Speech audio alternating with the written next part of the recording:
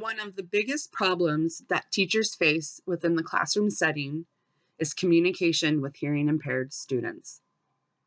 For centuries, there has been an ongoing debate about how to teach the learning impaired to converse. Currently, most professionals use both oral and manual methods, referred to as total communication or simultaneous communication approaches.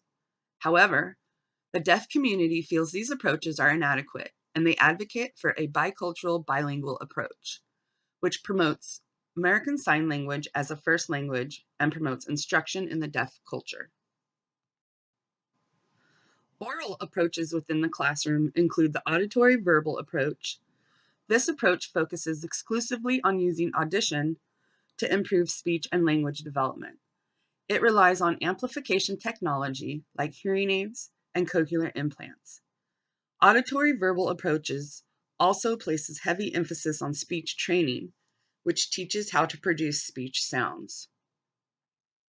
Auditory oral approach stresses the use of visual cues such as speech reading and cued speech. Speech reading involves teaching children to use visual information to understand what is being said to them. Speech reading is considered more accurate than lip reading. Cued speech involves the use of hand shapes to represent specific sounds while speaking. There are 8 hand shapes. 4 represent certain consonants, and 4 serve as cues for vowels. There is great debate and criticism of oral approaches within the classroom. Oral approaches assume that children have some residual hearing that they can use.